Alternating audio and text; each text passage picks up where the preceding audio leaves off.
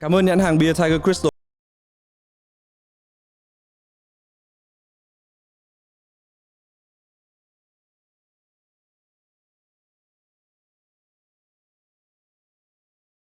Hành trình chinh phục đam mê. Cảm ơn Tuyền vì buổi nói chuyện ngày hôm nay. Nãy giờ cảm ơn Tuyền 4 lần rồi.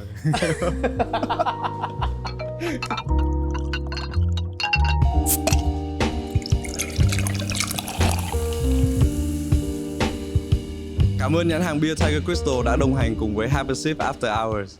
Hãy cùng bật sảng khoái, bùng đam mê trên hành trình chinh phục của chính bạn. Xin chào tất cả các bạn khán giả của podcast Have a Sip After Hours. Mình là Huy My, host mới của podcast, và hôm nay mình có một khách mời là một nghệ sĩ rất là tài năng, đa tài, được biết đến với vai trò là nhạc sĩ này, nhà sản xuất âm nhạc này, artist producer này, và còn là ca sĩ nữa. Và theo như mình biết ấy, thì bạn còn làm cả vlog. Đó là vlog thơm tho. Xin giới thiệu tất cả mọi người, Hứa Kim Tuyền. Xin chào anh Huy My cũng như là các khán giả của chương trình Have a Sip After Hours. Em là Hứa Kim Tuyền. Thật ra thì nghề chính của em là nhạc sĩ, nhà sản xuất âm nhạc. Còn mấy cái kia thì là kiểu mình tham công tiếc việc, mình làm thêm theo cái sở thích của mình thôi. Hôm nay Tuyền đang cảm thấy như nào? Vừa mới từ một công việc khác chạy sang đây đúng không? 9 giờ sáng em đã phải dậy để bắt đầu đi họp, đi meeting với cả là client rồi. Xong rồi tính chạy đi make up để tham gia chương trình ngày hôm nay cùng với anh Huy My. Tại vì dù sao thì podcast thì cũng có lên hình thì mình cũng phải cho nó chỉnh chu một tí. Mình sẽ hỏi Tuyền là Tuyền muốn uống gì ngày hôm nay? Em nghĩ là em sẽ uống cái gì đó nó an toàn một tí. Tại vì người ta hay nói hay rượu vào thì lời ra chắc là sẽ uống cái gì đó nó middle ở giữa rượu và nước ha. Chứ em sẽ uống cider hoặc là mocktail gì đấy để thứ nhất là mặt em mà sau khi mà xỉn thì lên hình thì nó kinh khủng, là nó đỏ lè đỏ lét. Tại vì kinh nghiệm em là từng quay show là 2 chương trình đã bị như thế rồi, cho nên là chắc uống cider là vừa phải. Mình thì vẫn như mọi lần, mình sẽ trung thành với bia. Cheers. Cheers. Sau khi mình có đồ uống của mình rồi ấy, thì mình sẽ bước vào cái phần câu hỏi nhanh. Ok. Câu hỏi đầu tiên là bia ướp lạnh hay là bia với đá? Ướp lạnh. Nghệ sĩ nam hay là nghệ sĩ nữ? Nghệ sĩ nữ. Nghệ sĩ nữ. Nghệ sĩ nữ. Tại vì mình biết là Tuyền là rất hay chuyên nghệ sĩ nữ, thích kết hợp với nghệ sĩ nữ. Và theo một cái bài phỏng vấn mà mình xem của Tuyền ấy, Tuyền còn nói là về sau rất là mơ ước là đến một lúc sẽ được kết hợp với cả Dua Lipa hay là Blackpink, đúng không? Dạ đúng rồi. Viết báo hay là viết nhạc? Viết nhạc. Dễ đúng không? Dễ. Pop, jazz hay là bossa nova? Cả hai. Đúng không? Đâu có nhất thiết phải chọn đúng một rồi, trong hai không nhất thiết phải chọn một. Cả hai. Tại vì thật ra thì tất cả dòng nhạc em đều thích làm. Dạ, không có ngoại trừ một dòng nhạc nào trừ R&B. Nhưng mà R&B đó là rap and bolero. Nhạc quảng cáo hay là nhạc tự sáng tác? Cả hai. Cả hai. Tại vì em đều tự sáng tác cả nhạc quảng cáo lẫn nhạc original bình thường. Thì thật ra thì trước thì mọi người cũng có phân ra là nhạc quảng cáo thường nó sẽ kiểu không có thuần túy về nghệ thuật như là nhạc original mà mình viết. Nhưng mà bây giờ thì có những cái cách để mà mình làm music marketing để mà cái nhạc quảng cáo đó nó vẫn mang cái dáng dấp của một cái bản original, để mà mình có thể chạy cái campaign đó nó một cách tốt nhất. Thì là em chọn cả hai. Và đôi khi cũng có nhiều bài nhạc quảng cáo mà kể cả trong những dự án mình từng tham gia nghe nó rất là hay. Đúng rồi, tại vì nó đi theo hướng gọi là music marketing luôn, chứ nó không phải là kiểu một bài advertorial bình thường. Làm học trò hay là làm một người thầy? Làm học trò. Em rất là thích học. Tại vì căn bản là cứ mỗi năm thì em đều cố gắng em học một cái gì đó mới. Ví dụ như là mình có thể học những cái liên quan đến cái nghề của mình, như là mình học thêm nhạc cụ, mình học thêm những cái khóa về sản xuất. Nhưng mà mình cũng có thể học những cái khác, ví dụ như là học chơi chứng khoán này, học môi giới bất động sản này, tất cả những cái kiểu mà những cái gì mà mình quan tâm mà mình muốn biết á, thì mình đều có thể học. Tại vì là khi mình học thì mình cảm giác như mình luôn được cái nạp mới được vào nhiều hơn, đúng không? Đúng rồi. Còn chuyện mà dạy lại cho người khác thì em chưa nghĩ đến. Dạ, em còn trẻ mà. Cái này tí nữa mình sẽ quay lại về vấn đề này. Tại vì mình có rất nhiều câu hỏi với Tuyền về chủ đề này. Chắc là mình thêm một ship nữa, tại vì mình kết thúc cái phần câu hỏi nhanh rồi.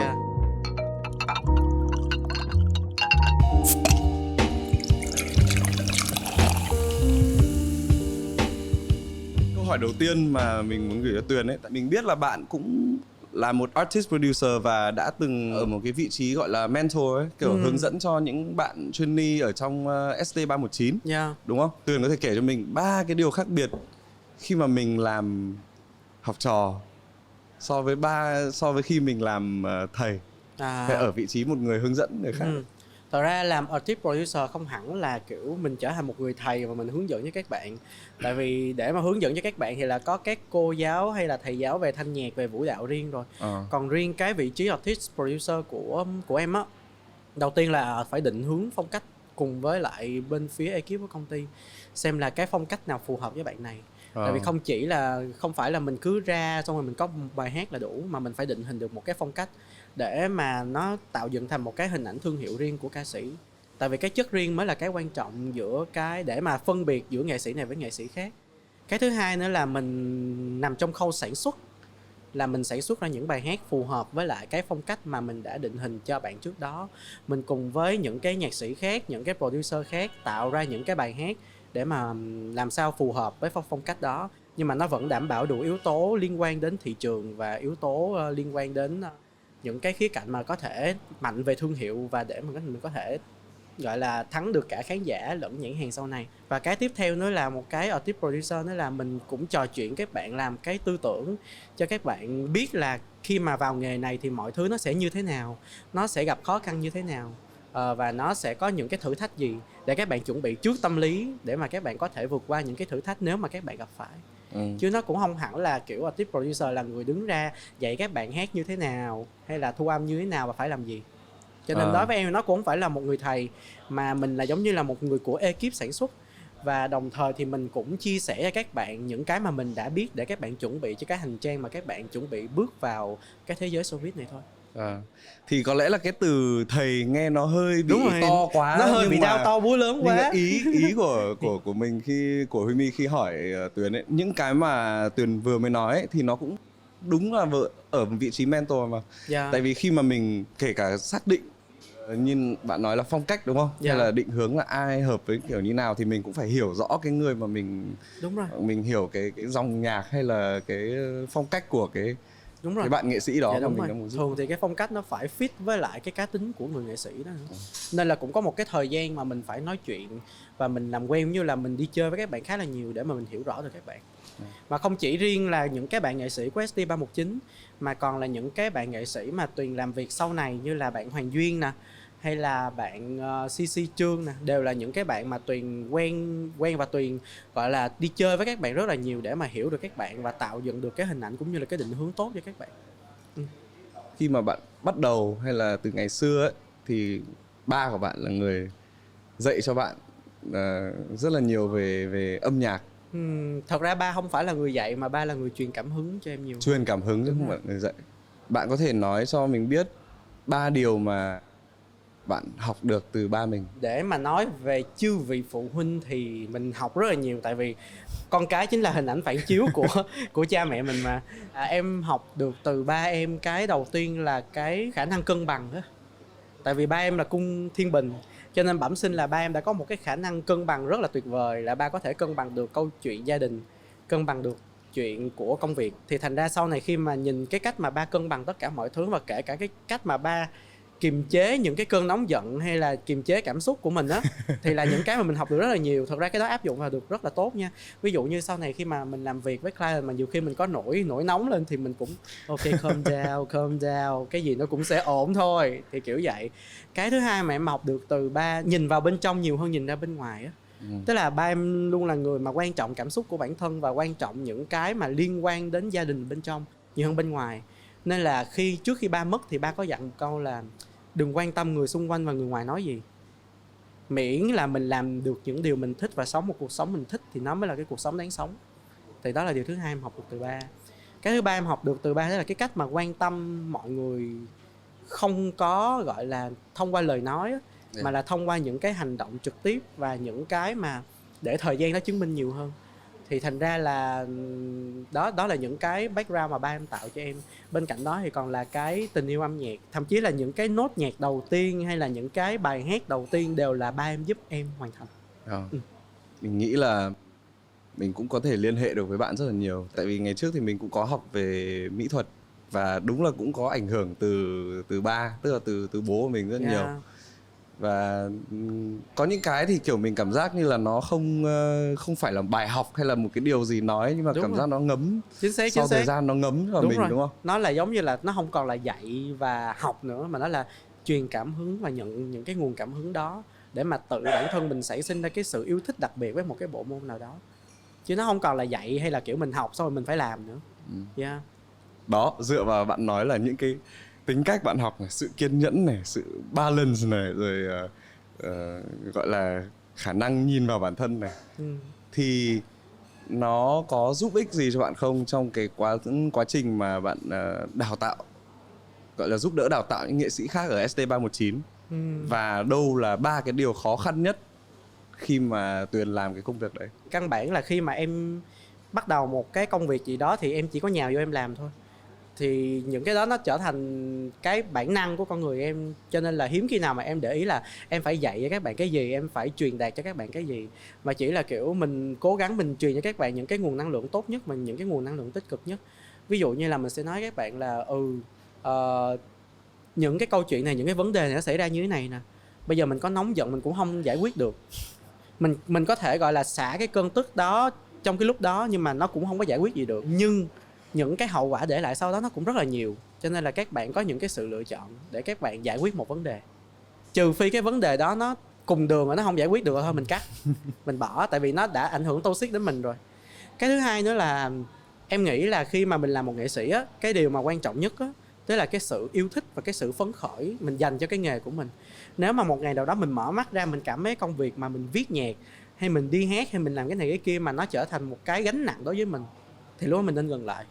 Tại vì cái nghề lúc đó nó đã toxic rồi, thì mình nên ngừng lại cho đến khi nào nó được gọi là recovery trở lại thì mình mới quay trở lại mình làm. Chứ nếu mà mình làm nghề với một cái tâm thái mà mình không sẵn sàng và mình có cảm giác chịu đựng như vậy, thì những cái sản phẩm mình tạo ra nó cũng sẽ không tốt. Và thành ra như vậy thì nó ảnh hưởng rất là nhiều đến khán giả, nó ảnh hưởng đến cả bản thân mình và nó ảnh hưởng đến những người trong ekip của mình nữa. Thì thường đó là những cái mà em hay nói với các bạn như thế.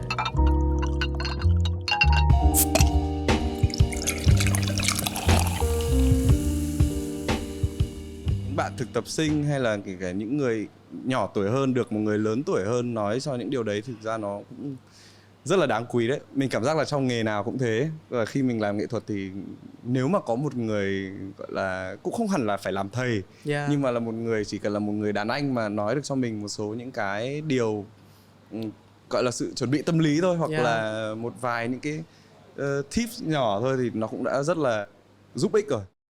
Nhất là khi mà mình mới bắt đầu, mình kiểu bị non nớt và mình kiểu thiếu kinh nghiệm và mình lo lắng ấy. Đúng rồi. Đấy. Em nghĩ là không chỉ những bạn nhỏ tuổi hơn em hay là những bạn vào nghề sau đâu, ngay cả những người mà thậm chí là những người bạn cùng trang lứa mà ngồi nói chuyện thì tụi em cũng share với nhau về những cái vấn đề đó, nó rất là bình thường á. Để mà kiểu mình cho nhau những cái góc nhìn tốt và những cái nguồn năng lượng tích cực, để mà bản thân mình nhiều khi mình nhấn chìm vào những cái không tốt mình không biết được, mà phải có một người từ ngoài nói ra mày có đang cảm giác như vậy không, mày có đang thấy như vậy không, nếu cảm thấy vậy là không ổn đâu nha, nên như vậy nên vậy ra đó, nó như thế. Tức là đôi khi cái vị trí đấy nó có thể đến từ một người cũng bằng tuổi mình hay là một người bạn của mình, và có thể cho mình những cái kinh nghiệm hay tips hay là nhắc nhở mình chẳng hạn, đúng không? Khi mình chật là chật đường dây tí. Đúng rồi, ngay cả chính em cũng là cái người được các bạn dạy cho rất là nhiều, các bạn truyền cho em rất là nhiều những cái bài học. Ví dụ như Amy đi, Amy là người khiến cho em cảm thấy như em được tươi trẻ ra. Bởi vì những cái insight và những cái suy nghĩ của Amy nó rất là chân thành, nó rất là fresh. Ngay cả những cái cách mà bạn ấy hát, cái cách bạn ấy mà tiếp cận với tất cả mọi thứ nó đều rất là chân thành. Thì chính vì cái việc mà mình làm việc với một người như thế thì vô hình chung thì mình lại được ảnh hưởng cái sự chân thành của Amy để khi mà mình làm việc. Bởi vì mình biết là khi cô Amy này cổ chân thành như thế, cổ giúp cho mình có một cái mood rất là tuyệt vời để mà mình làm việc, và mình có thể dành hết những cái mà mình có cho cổ. Thì dĩ nhiên khi mà mình có sự chân thành đó mình dành cho những cái người tiếp theo mà mình làm việc, thì người ta cũng sẽ làm hết sức của người ta để mà cho cái sản phẩm chung của cả hai nó tốt nhất có thể. Thì đó cũng là cái cách mà tụi em ảnh hưởng lẫn nhau khi mà tụi em làm việc cùng nhau. Mà đúng là một sự ảnh hưởng rất là tích cực ấy. Tại vì ở Amy mình luôn cảm giác là có cái sự tích cực đấy. Đúng rồi. Vì ngày xưa khi mà mình có biết đến Amy, trước khi Amy đang là thực tập sinh ấy, thì cũng đi chơi cùng, thì cảm giác đấy luôn luôn là một người rất là lạc quan. Lúc nào cũng lạc quan, rất là yêu đời á. Đúng rồi. Và cái đó là một cái rất là cần thiết cho một người nghệ sĩ luôn. Tức là luôn ngây thơ với nghề, ngây thơ với mọi thứ xung quanh, thì những cái thứ mình làm ra nó sẽ rất là thuần khiết và nó rất là đẹp. Cái mà lúc nãy Tuyền vừa chia sẻ là Tuyền còn nói là khi đến một ngày mà mình cảm thấy kiểu áp lực, hay là 3 điều gì mà khiến cho Tường cảm thấy là mình cảm áp lực, có cái suy nghĩ là hay là mình phải kiểu như tạm dừng, hay là thậm chí là quay lại về cái đam mê của mình, hay là cái công việc mình đang làm. Tất nhiên là mình sẽ không gọi là muốn bỏ cái điều đam mê của mình, nhưng mà sẽ có những lúc nào mà nó làm mình cảm thấy khó khăn, mình cảm thấy có thử thách. Em nghĩ là em chưa bao giờ có cảm giác đó luôn. Tại vì thứ nhất là em mới vào nghề đây, tính ra có 4 năm mà. Thì cái thời gian nó cũng rất là ngắn để mà mình có thể nghĩ tới chuyện là tôi cảm thấy mệt mỏi quá nên tôi phải ngưng ở đây thôi. Chưa bao giờ có suy nghĩ đó trong đầu. Hay là những cái lúc mà cảm thấy nản lòng với nghề thì em cũng chưa bao giờ. Tại vì em vẫn còn cảm thấy rất là nhiều điều muốn làm, còn có rất là nhiều bài hát muốn viết, rất nhiều câu chuyện để kể, và rất là nhiều những bạn trẻ khác mình có thể giúp đỡ cho các bạn trên cái con đường mà các bạn trở thành ca sĩ. Thì cho nên là nghĩ đến câu chuyện mà dừng lại thì em chưa bao giờ nghĩ đến. Chỉ có những cái lúc mà mình cảm thấy là mình mệt mỏi, bởi vì kiểu chẳng hạn như là mình làm việc quá nhiều, mình không có thời gian mình dành cho bản thân hay dành cho những người xung quanh, thì lúc đó thì bản thân mình ý thức được thì em sẽ slow down lại, em sẽ chậm lại, em làm ít đi để dành thời gian cho gia đình và những người xung quanh nhiều hơn. Và đến khi mà nào mà mình cảm thấy là ok, mình cần phải tăng tốc để mà mình làm cái này làm cái kia, làm dự án nọ dự án kia, thì em sẽ tăng tốc lại. Thì đó là cái cách mà em cân bằng mọi thứ mà em học được từ ba em.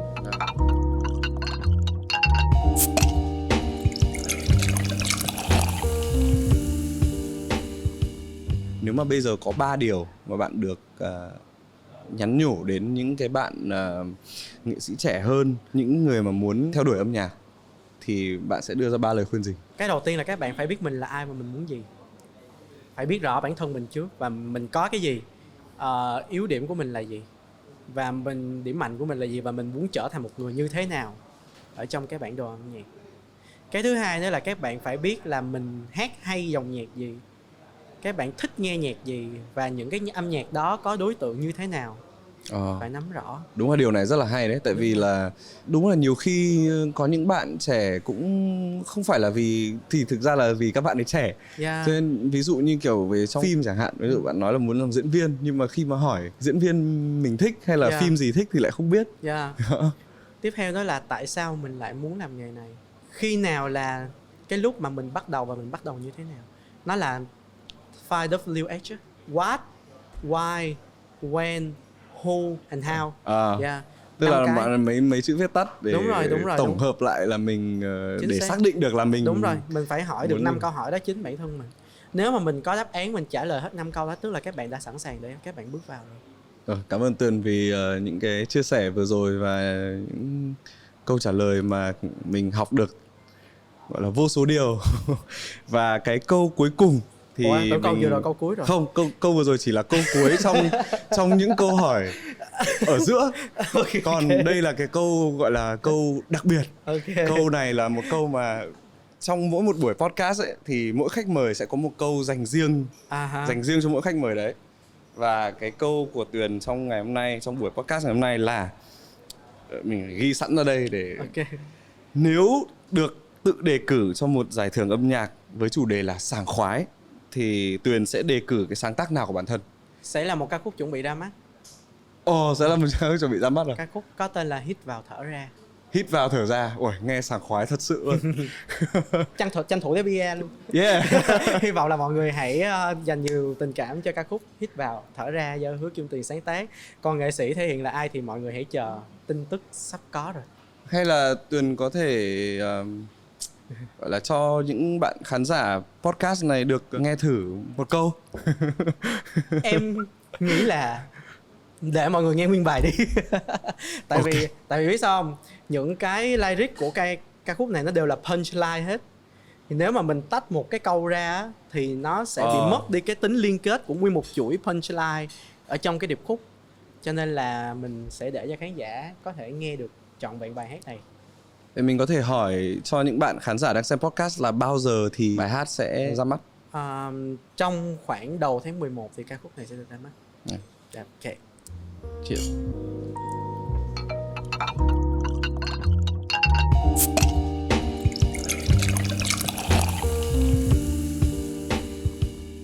Mình thì lúc mà mình hỏi câu này ấy, mình đã có trong đầu một cái bài hát và mình nghĩ là có thể Tuyền sẽ trả lời. Anh nghĩ là bài gì? Sao anh chưa về nhà? À, Thì tại vì đối với mình thì đấy cũng là một cái cảm giác rất là sảng khoái, thích thú. Một ngày có thể ra ngoài làm đủ các thứ việc, xong rồi đương đầu mọi thứ, xong có bạn gái ở nhà kiểu chờ sẵn. Đấy là một cảm giác rất là đối với mình là như thế. Khi mình hỏi giải thưởng âm nhạc với chủ đề sảng khoái thì tại sao Tuyền lại nghĩ đến cái bài hát Hít vào thở ra? như là cái tựa của nó nghe là đã cảm thấy một cái cảm giác rất là sảng khoái. Hít vào thở ra thì nó là một cái động tác ở trong yoga mà kiểu mấy cái anh chị instructor hay kiểu hít vào thở ra thì nó là một cái hành động rất là sảng khoái rồi. Nhưng mà thật ra cái thông điệp của bài hát này á, nó lại rất là vô tình, tại vì cái bài hát này được viết từ rất lâu rồi, trước khi là dịch bệnh Covid nó bùng phát. Thì nhưng mà sau khi dịch bệnh bùng phát thì mới sản xuất tiếp tục được. Đại ý của nó là tất cả mọi thứ á, nó sẽ đến nhưng mà rồi nó cũng sẽ đi như là chưa có gì hết. Cho nên là thay vì chúng ta bị rối lên hay là chúng ta kiểu bị suy sụp tinh thần, thì chúng ta bình tĩnh lại, hít vào thở ra và nghĩ đến những điều tốt đẹp rồi mọi chuyện nó sẽ qua. Đó là lý do đó là cái thông điệp của bài hát này. Thì đó là lý do tại sao mà khi mà nghe tới chữ sảng khoái thì em nghĩ đến bài hát này đầu tiên. Bên cạnh đó cái chất nhạc của nó cũng sẽ khiến mọi người kiểu hừng hực á. Em cũng không biết dùng từ gì nhưng mà cảm giác nó rất là hừng hực á. Nhạc nó rất là hừng hực. Cho nên là mọi người nghe bài hát này mọi người sẽ hiểu lý do tại sao em chọn cái bài hát này cho cái giải thưởng này. Nghe là đã thấy rất là hừng hực rồi. Rất là hừng hực. Thấy hứa hẹn rất là nhiều điều. Và như lúc đầu mình đã nói đấy, là khi mà nghe tên bài hát phát là mình đã nói là nghe thấy sảng khoái. Tại vì hít vào thở ra là nó là một cái mà kiểu làm cho mình rất là bình tĩnh. Dạ đúng rồi. Dù như thế nào mình, kể cả trong những cái tình huống rất là xấu hay tình huống căng thẳng thì khi mình hít sâu và mình thở ra nó cũng làm nó giúp cho mình bình tĩnh nha. Cái việc mà hít vào thở ra nó không phải là một cái lời nói suông đâu. Khi mà mình gặp một vấn đề gì đó mình chỉ cần tự nhiên cái phần bình tĩnh của mình nó sẽ tăng lên để mà mình có thể suy nghĩ thấu đáo hơn. Thì em nghĩ đó cũng là một cái bài học dành cho em á. Tại vì dạo này em cũng hơi nóng tính thật. Mình tưởng là đã có một thời gian cân bằng tất cả rồi nhưng bây giờ lại cảm thấy đang nóng tính hơn rồi. Giống như là bị nhốt ở nhà nhiều quá, cái kiểu như đầu óc nó bị lú lẫn á. Đúng rồi. Đầu óc nó bị khó chịu á, xong rồi kiểu bị bứt rứt trong người á. Nên bây giờ là phải tập hít và thở ra lại. Về cái điều này thì mình hiểu. Cái khoảng thời gian vừa rồi ở nhà, mặc dù là vẫn còn game để chơi đấy, nhưng mà may mà còn có game để chơi đấy, còn không thì mình sẽ trở nên một người cáu hơn rất nhiều. Yes. Đúng vậy.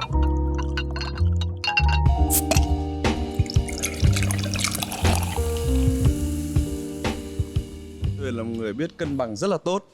Nhưng mà mình cũng có thể là xin tips từ Tuyền. Tại vì ví dụ như khi mình làm công việc trong những lúc mà mình căng thẳng hay mình mệt mỏi các thứ thì bạn cũng có nói là có những lúc mình cũng cảm thấy là mệt và mình phải chậm lại để sau đấy mình tăng tốc. Đúng thì rồi. Trong cái giai đoạn mà đấy, từ cái lúc mà chậm lại cho đến tăng tốc đấy thì cái gì là cái mà giữ cho tinh thần bạn được kiểu sảng khoái, hưng phấn rồi. Chơi game à? chơi game gì? Em chơi rất là nhiều game, từ những cái game offline cho đến game online, mà đặc biệt là em rất thích chơi bắn súng. Ví dụ như là Fortnite là cái game mà em chơi gọi là mỗi ngày luôn. Mỗi ngày đều dành ít nhất nửa tiếng, 1 tiếng để chơi Fortnite. Rồi, riêng nói về game là ok đấy.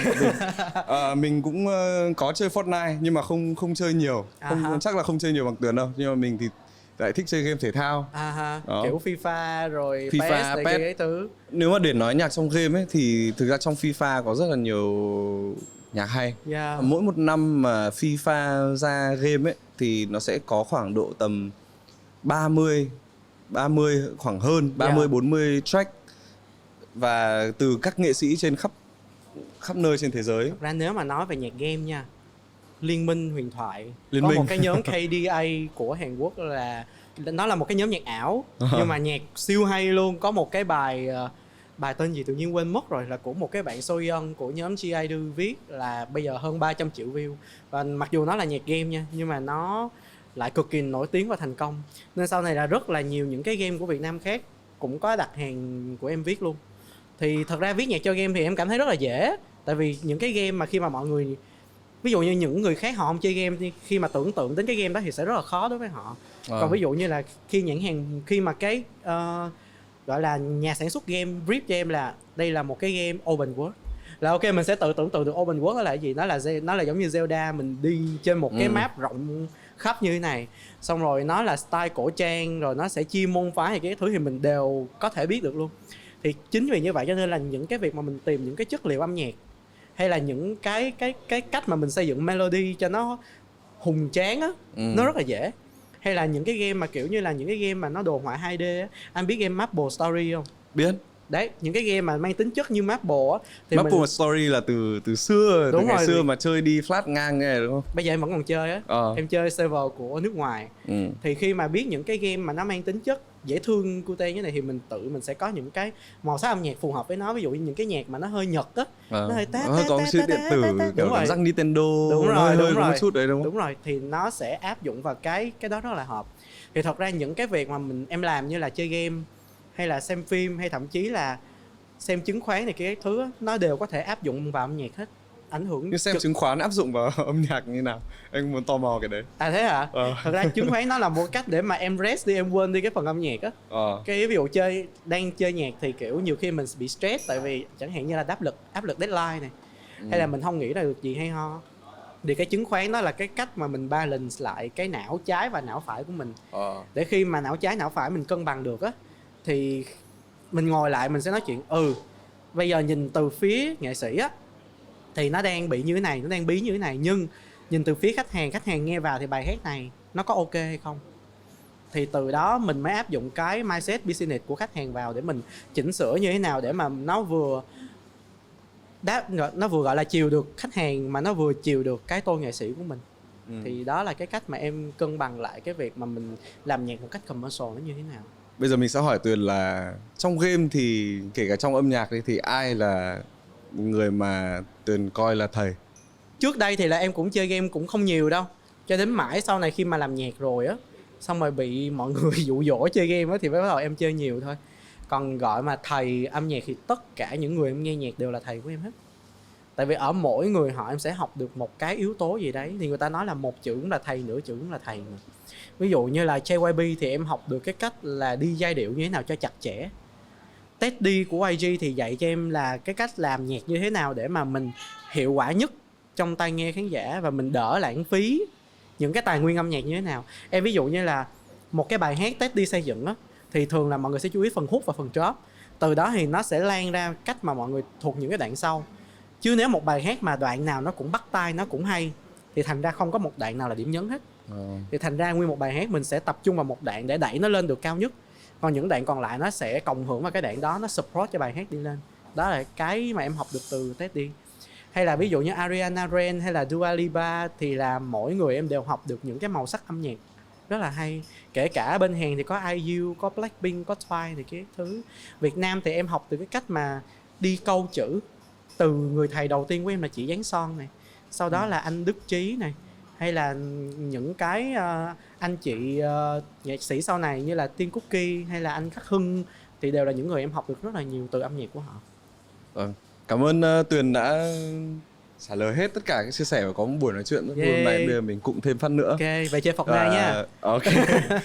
Hôm nay buổi nói chuyện này rất là vui đúng không? Mình được biết được thêm về âm nhạc, nhưng quan trọng hơn là biết được là Tuyền là một gamer khá là cứng và thiếu điều chuyển qua làm streamer thôi. Mình được nói chuyện về game trong podcast này là cũng là một điều mình không hề biết trước cái buổi nói chuyện ngày hôm nay. Vậy thì bây giờ mình chắc là sẽ chào khán giả của Vietcetera, chào khán giả của Have a sip after hours. Bia vào rồi Tuyền ạ.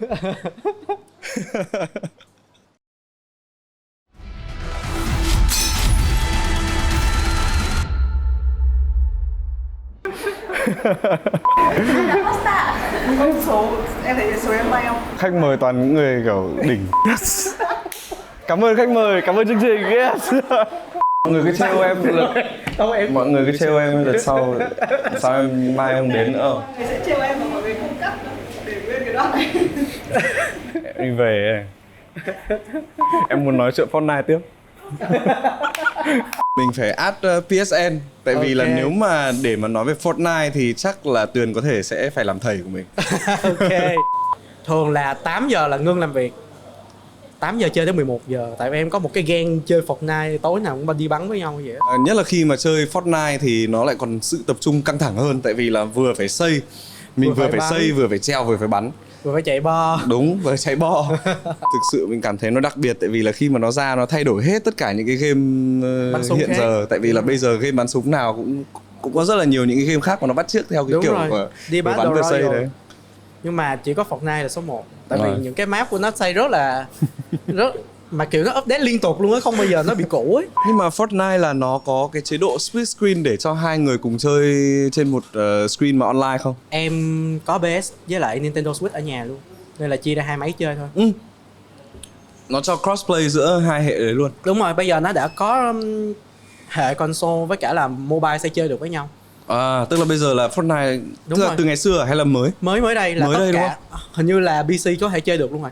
Tất cả À. mọi người đều trộn vô chơi được với nhau. Theo như mình biết là đúng là mọi người đang rất là ưu tiên cái crossplay. Đúng rồi. Và năm vừa rồi chính PES ấy là bị fail vì cái crossplay này. Tại vì là căn vì bản ra- là mỗi hệ nó sẽ khác nhau về cái cách control điều khiển á. Rồi. Ví dụ như ngày xưa em chơi Fortnite em chơi rất là dễ. Tại vì bắn console á thì những cái vụ mà xây nó rất là khó, cho nên là sẽ rất là hạn chế người xây, chủ yếu là chỉ có Đúng đi và bắn thôi. Thì khi mà mình biết xây bằng cái console thì đó là một cái thế mạnh của mình. Đúng rồi. Nhưng mà bây giờ khi mà chơi crossplay á là tự nhiên tất cả những người chơi web đều nhào vô xây quá trời xây, xong rồi mình xây không lại thì mình rất là dễ bị die. Bất lợi cho một Đúng số rồi. cái hệ máy. Ví dụ Đúng như rồi. mình chơi trên Nintendo Switch thì cảm giác nó sẽ không thể nhanh Đúng rồi. bằng cái Màn hình những bạn nó mà nhỏ chơi nữa. console. Màn hình nó nhỏ Hoặc nữa. là ví dụ chơi máy tính thì sẽ lợi hơn rất nhiều tại vì là có bàn phím này Chính kia xác. rất nhiều Xây thứ. rất là gọn và chơi thì nhắm bắn bằng chuột thì ai mà chơi lại. Đúng rồi. Cái PES năm vừa rồi là vì cái crossplay này nó bị fail. Tại vì là nó là một cái game mà next gen cho PS5 nhưng mà nó lại đang muốn crossplay với mobile. Thế là cái đồ họa bị giảm xuống và Đúng năm vừa rồi. rồi PES thì bị rất là nhiều người kiểu phàn nàn vì game. Cheers.